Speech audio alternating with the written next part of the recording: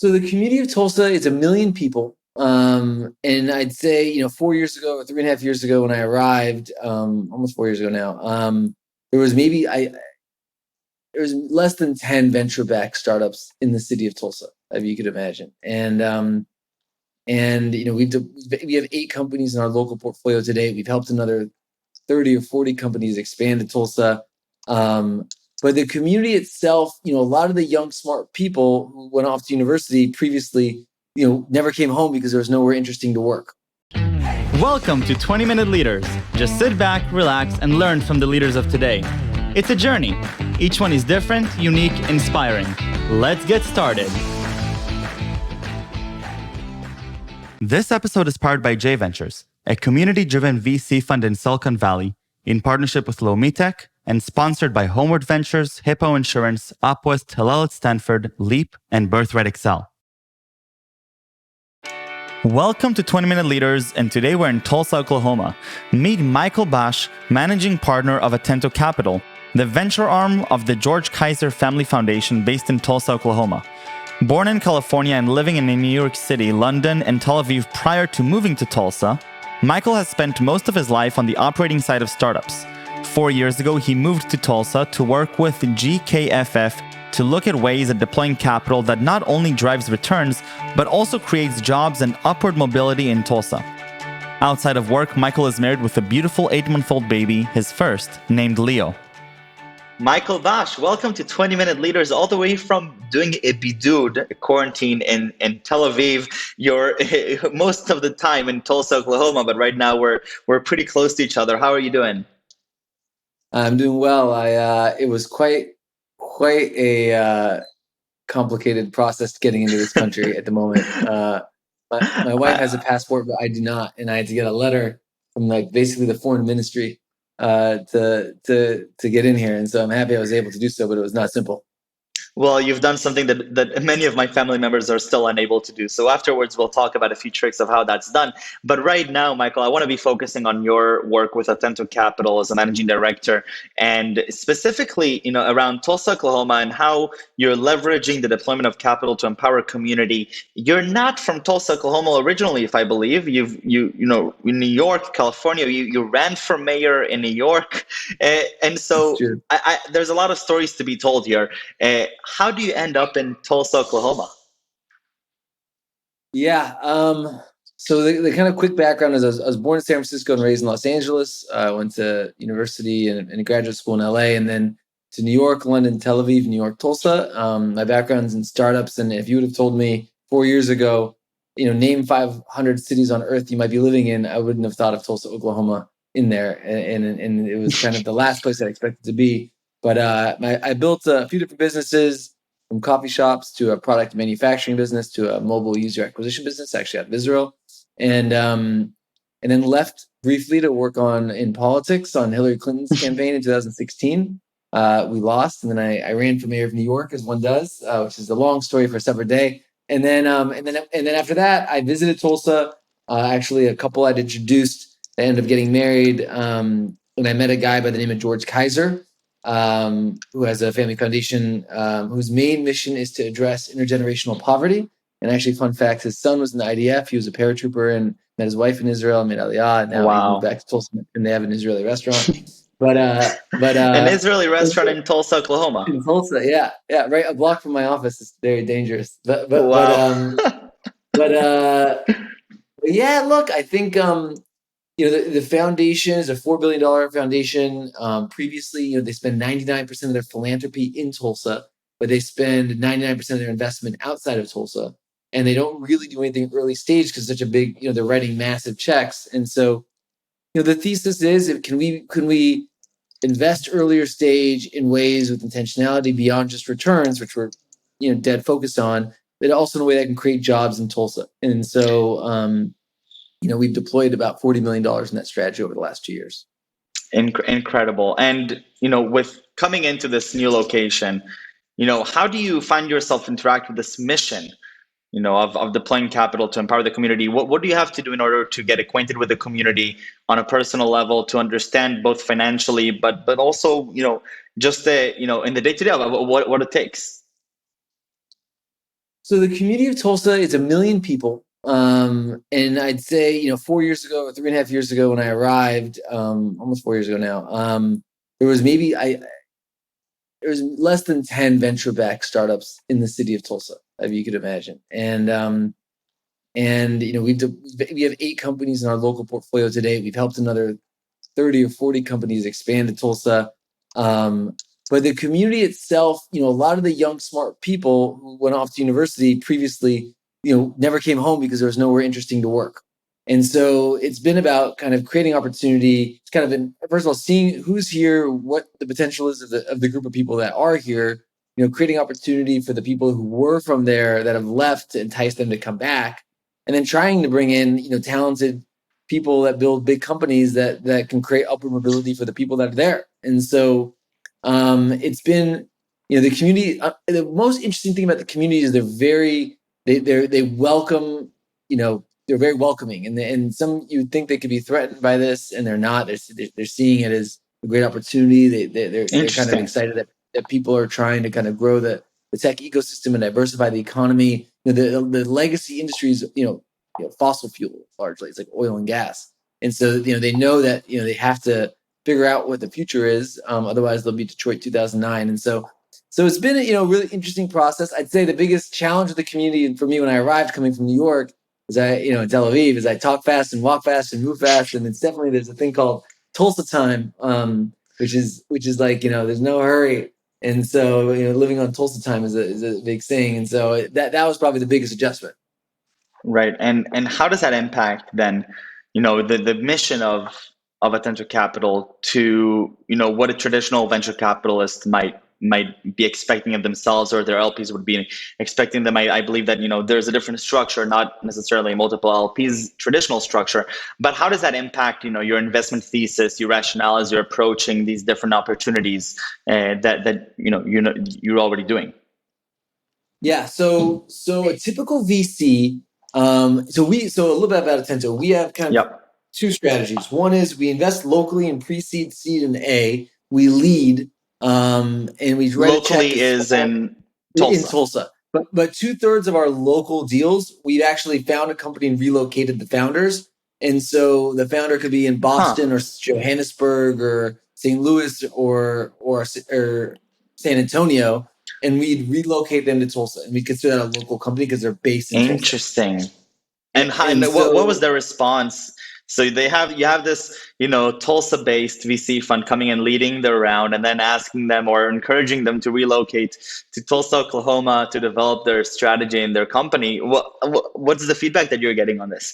So I mean, look, it's definitely not for everyone, and I wouldn't approach someone in San Francisco or New York and say, hey, move to Tulsa, because in San Francisco, New York, you have a ton of VCs, a ton of talent, it's all there. But if you're in St. Louis, if you're in Oklahoma City, if you're in Kansas City, if you're in Johannesburg or San Antonio, and these places that aren't that developed, the interesting thing about our structure versus a typical VC is limited by its fees, meaning they have a 2.5% of their invested capital to run the VC, or 2% maybe, and then they get a percentage of carry. For us, we're investing, in partnership with the George Kaiser Family Foundation off the balance sheet, and we're not limited by the typical fee structure. And so we have quite a bit more resources to give our founders. So we can give them free office space, free recruiting services. We've at times put people full time in their portfolio companies in the portfolio to do sales if they've had a big opportunity to do a land grab,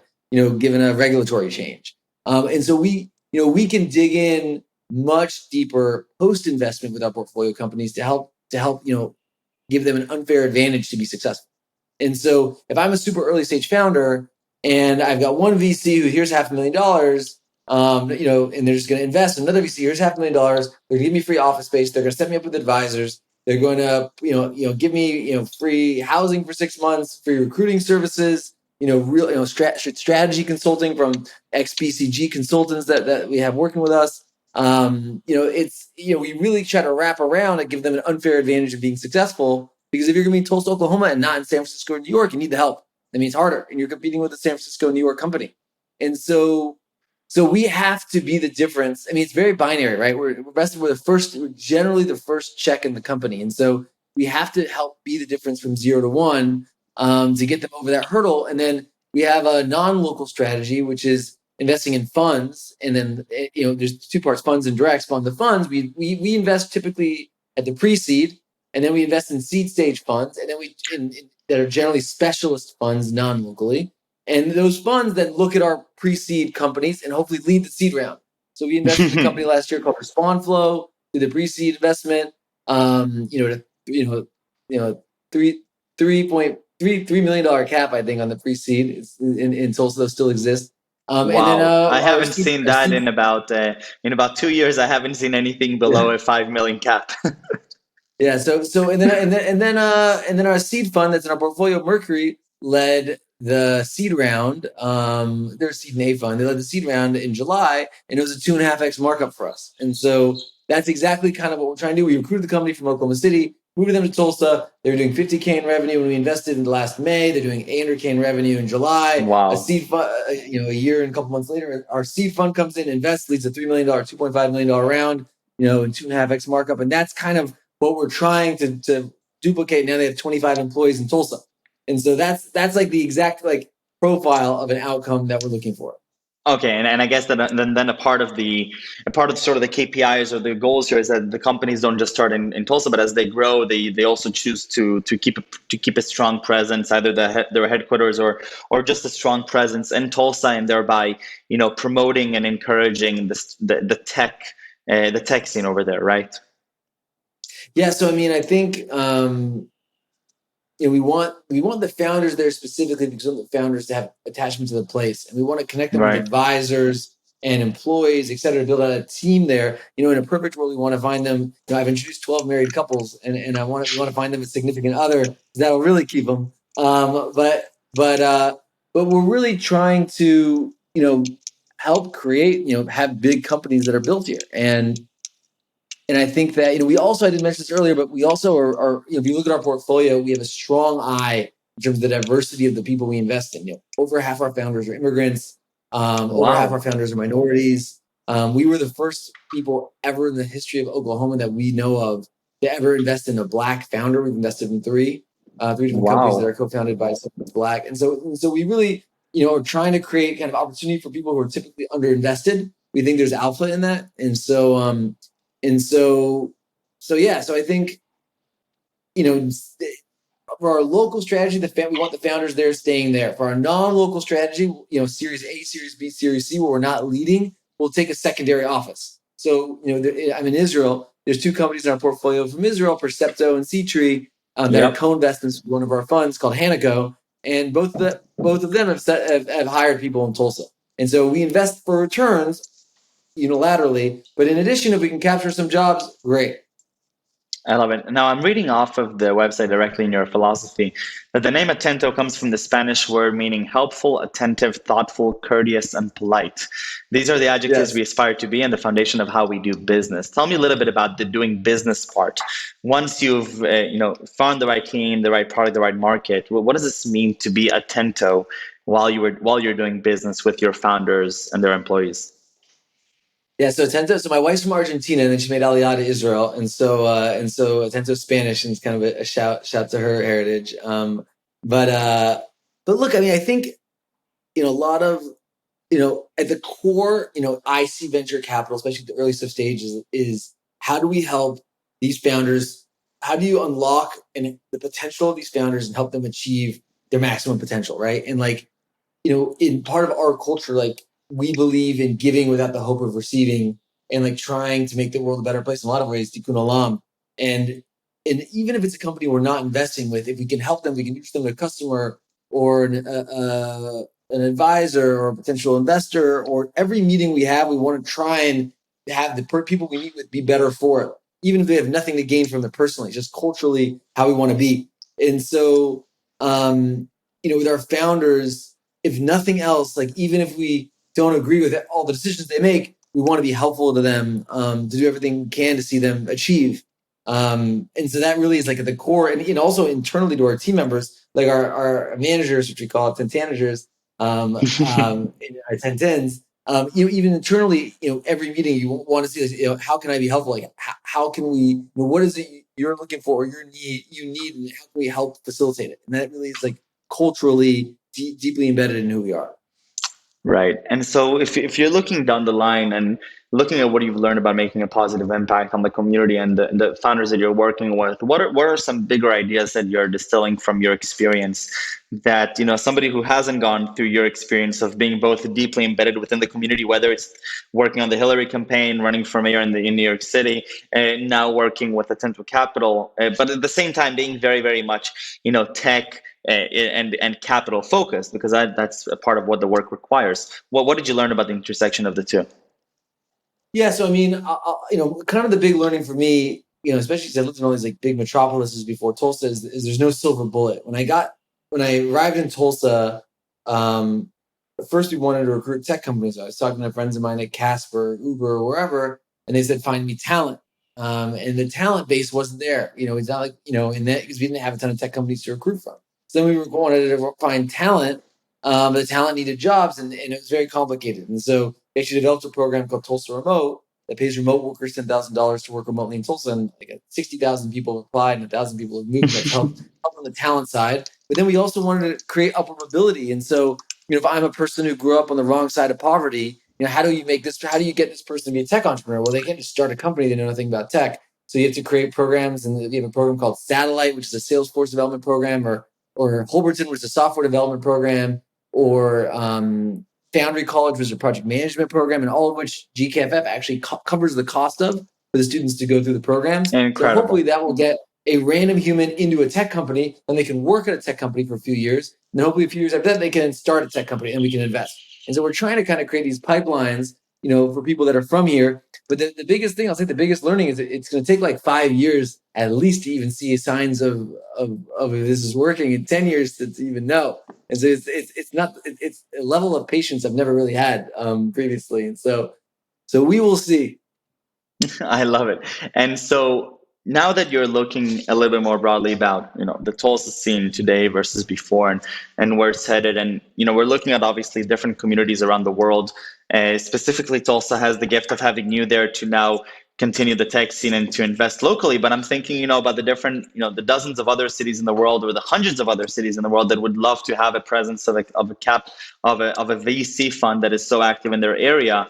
Is this a model that, if replicated, could succeed around the world? Is this a model that should be replicated in order to empower cities to grow into more tech hubs? So I really think, you think about Temasek in Singapore, and you think about the Waltons in Northwest Arkansas, the Walmart family. And I think you have these like huge multi-billion-dollar organizations with the sovereign funds of UAE or Saudi. I think as you have these multi-billion-dollar balance sheets, and the Saudis, by the way, they pay like English teachers $100,000. They're doing a lot of things in different ways of like kind of developing. I think these billion-dollar organizations that are place-based must do something to develop their community into tomorrow. And so that's from an individual perspective as well as a kind of a jobs perspective. So you need individuals that can participate in the economy of tomorrow, and you need jobs that they can go into, which is kind of the venture capital side of it. And so I think there will become a time where there's so many multi-billion-dollar VCs that they'll just say, instead of being LPs and VCs, they're just going to do it themselves off their own balance sheet. And they're going to realize that they're going to want to do it in a place-based way, and they'll start adding these other things for the pipelines. And so I think you're already starting to see a lot of these family offices and family foundations have their own venture arm, and the Waltons are probably doing the most similar version, and they're only a couple hours away and close partners. And so I think this will happen more and more.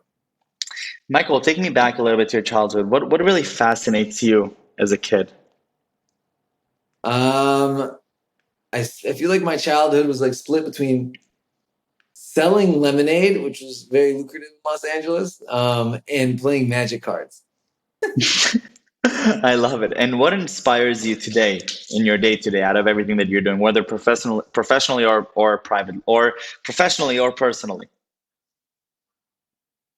God, inspires is a tricky word. I say what motivates me. I feel like what motivates me is I feel like I feel a heavy burden in terms of like a lot of ways about the direction of the world, be it climate or wealth Yeah. gap or education, some of the big problems of the world. And I feel like it's a race against time in terms of how much I can do to try and contribute my part to helping to repair the world while I'm still alive. And it kind of makes me obsessed with work, unfortunately, to an unhealthy amount. But I think it's just a race against time, against your mind, on how much the maximum impact you can have on Earth. And that's my main motivation, which I don't know if it's good or bad, but that's the truth. And what are 3 words that you would use to describe yourself? Helpful. I'd say helpful. I hope helpful. I'm a connector. I'm someone that like loves introducing people, bringing people together. That's like my life's one of my biggest passions, and hopefully a good husband and father. I have an 8-month-old baby and who's crying behind me a little bit right now, and an amazing wife. And so those would be the 3 ways I describe myself. I love it. Well, Michael, I'll let you get back to your family, and thank you very much for taking the time and for the energy for doing this. I really appreciate it. Stay safe and stay healthy, and thank you for the great work that you're doing. Thank you for having me. Take care. Bye-bye.